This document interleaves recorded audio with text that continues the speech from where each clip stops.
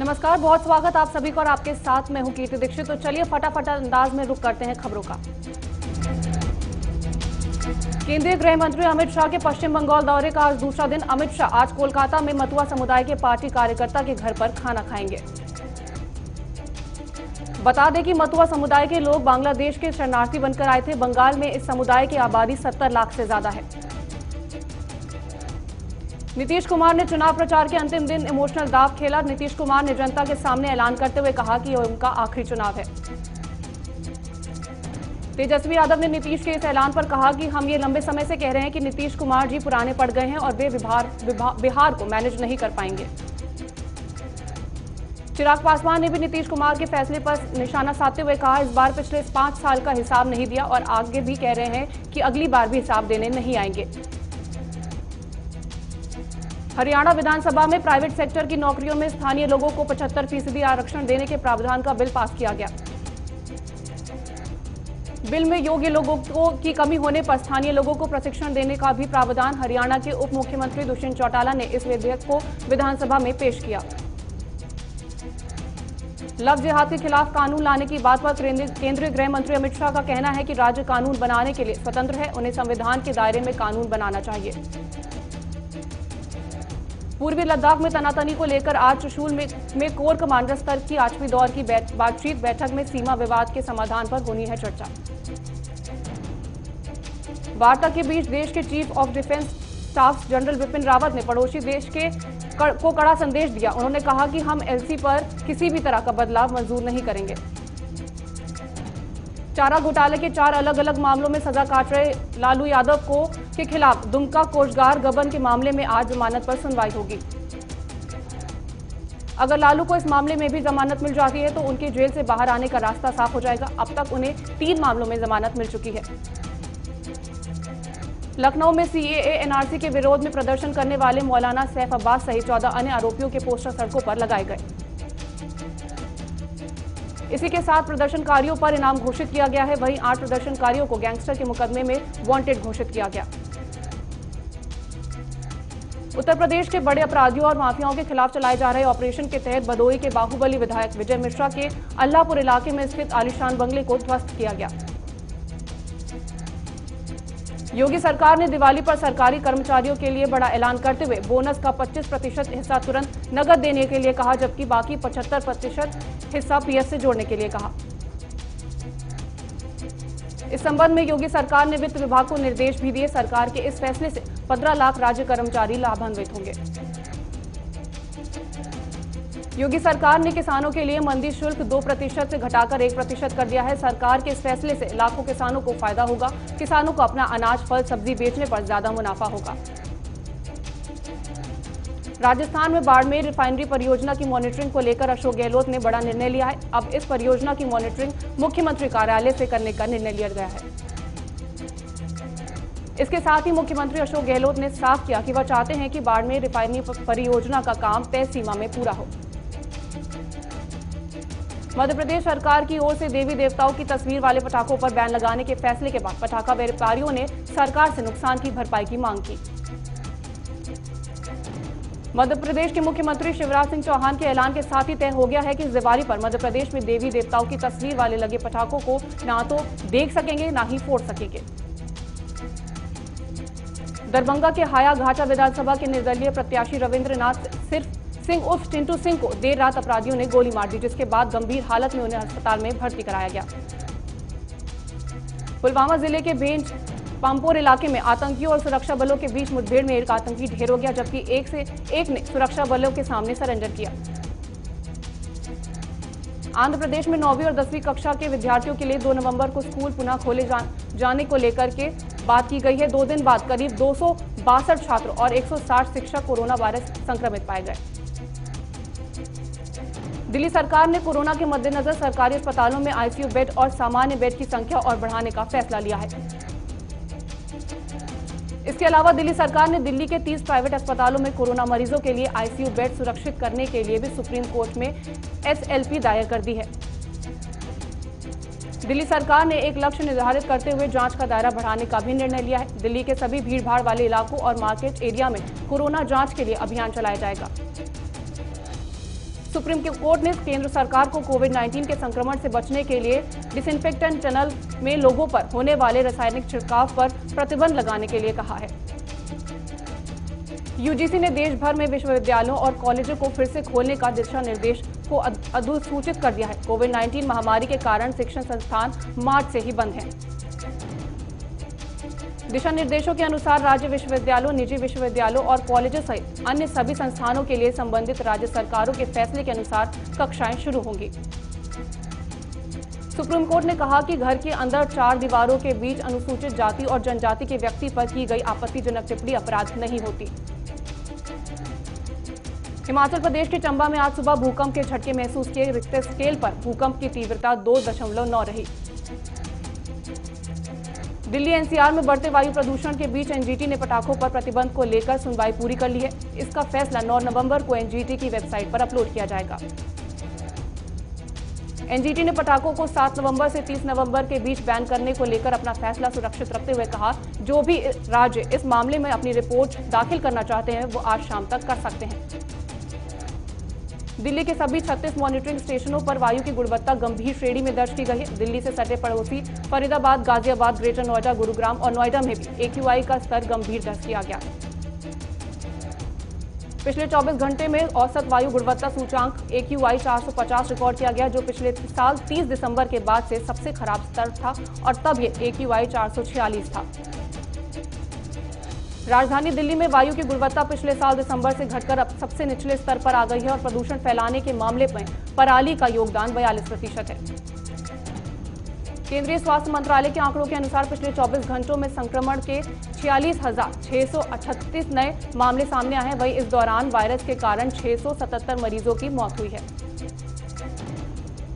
देश में corona virus से संक्रमित होने वाले लोगों की कुल संख्या 84,11,724 हो गई है। वहीं देश में अब तक कुल 1,24,985 लोगों की कोरोना वायरस के कारण मौत हो गई।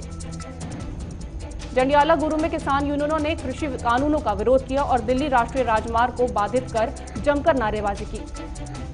लखीमपुर खीरी में आर्यव्रत बैंक के शाखा प्रबंधक का किसान से ग्रीन कार्ड बनाने का लेकर के कमीशन मांगने का ऑडियो वायरल हुआ। भारतीय किसान यूनियन के राष्ट्रीय अध्यक्ष संजीव तोमर ने कहा कि कृषि प्रधान देश में आज भी किसान सड़कों पर हैं। 19 नवंबर को त्रिवेंद्र सरकार का घेराव करने की बात कही।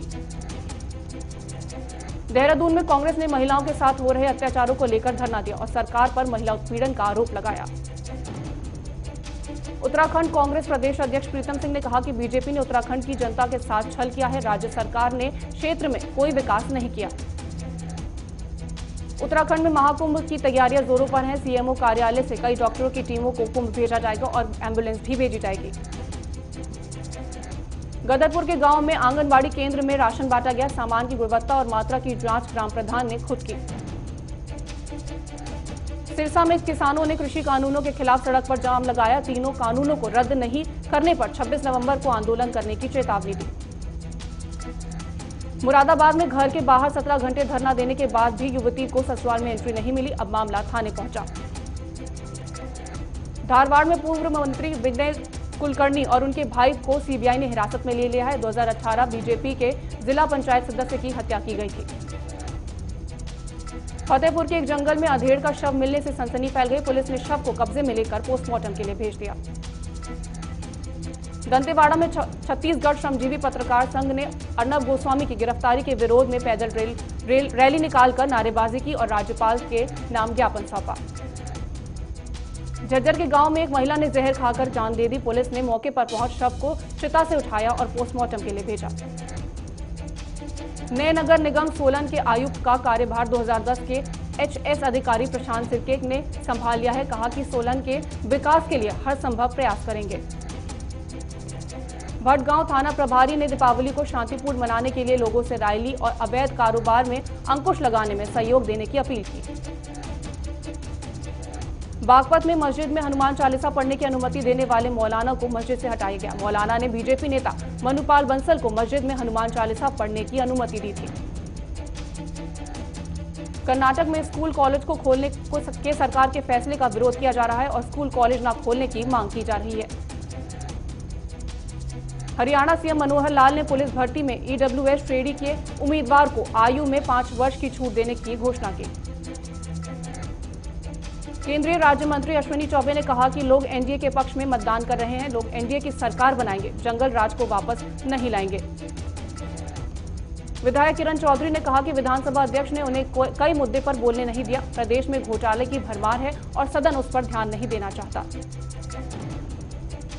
सोलन पुलिस ने यातायात नियमों को तोड़ने पर शिकंजा कसा। पुलिस ने तेज रफ्तार वाहनों के चालान काटे। डोईवाला में महिलाओं को स्वरोजगार से जोड़ने के लिए एलईडी बल्ब बनाने के प्रशिक्षण की शुरुआत हुई, जिससे महिलाएं आत्मनिर्भर बन सकेंगी। मधुबनी में उप मुख्यमंत्री सुशील कुमार मोदी ने बीजेपी प्रत्याशी अरुण शंकर प्रसाद के पक्ष में वोट देने की अपील की। कहा, हम किसानों को 24 घंटे बिजली देंगे। त्योहारी सीजन को देखते हुए बल्लभगढ़ प्रशासन सभी दुकानदारों का कोरोना टेस्ट करवाएगा, ताकि कोरोना वायरस को बढ़ने से रोका जा सके। अतड़ी में किसान संगठनों ने हाईवे जाम कर दिया। कहा, एमएसपी कानून किसानों के हित में नहीं। जोधपुर में एबीवीपी ने राष्ट्रपति के नाम ज्ञापन सौंपकर अर्नब गोस्वामी की गिरफ्तारी को गलत ठहराया और पत्रकार की गिरफ्तारी को आपातकाल जैसा हमला बताया। जोधपुर नगर निगम में महापौर चुनाव के लिए बीजेपी और कांग्रेस प्रत्याशियों ने नामांकन दाखिल किया। 10 दिसंबर को महापौर पद के लिए मतदान होगा।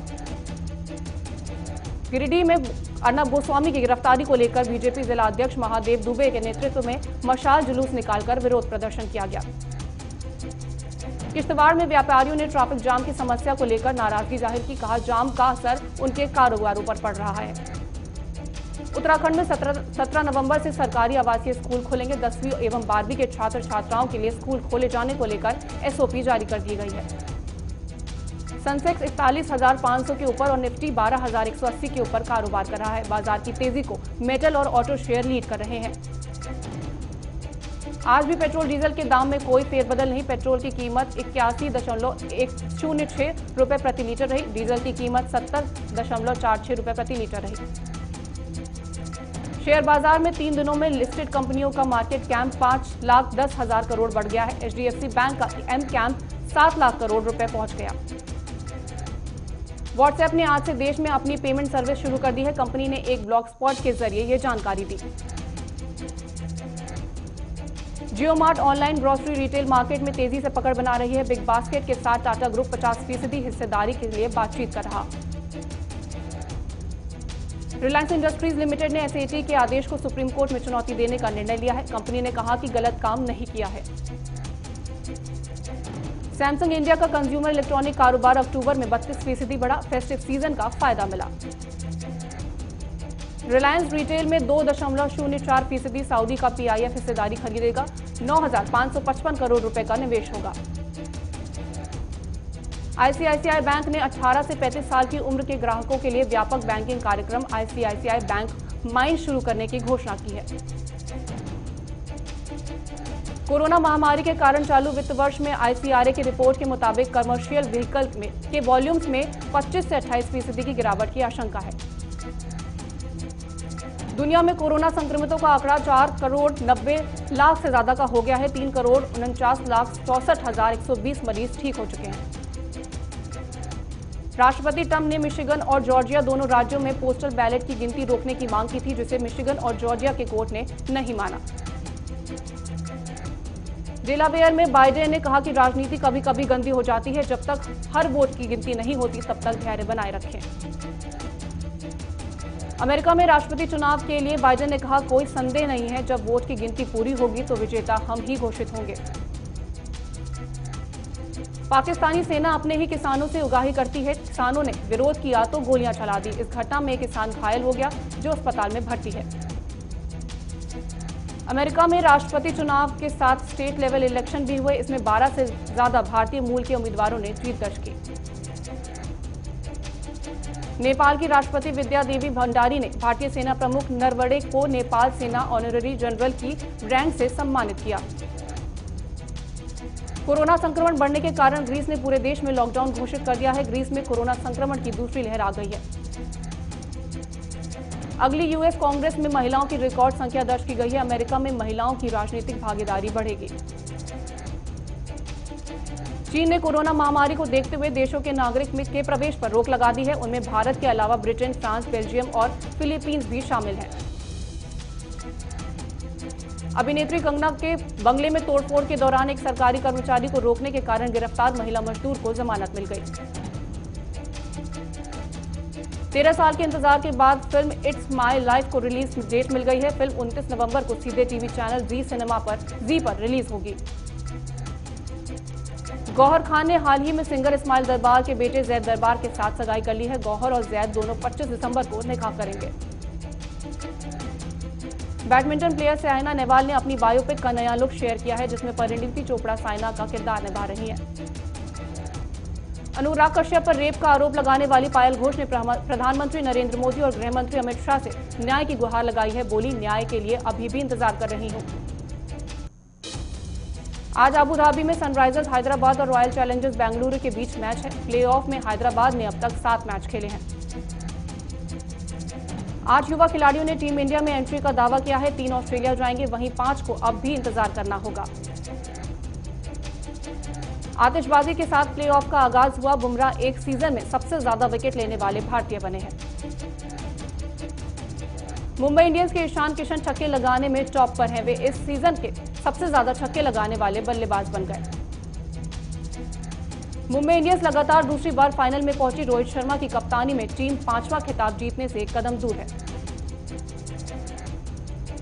तो यहीं रुकते एक छोटे से ब्रेक के लिए। फिलहाल के लिए इस बुलेटिन में इतना ही।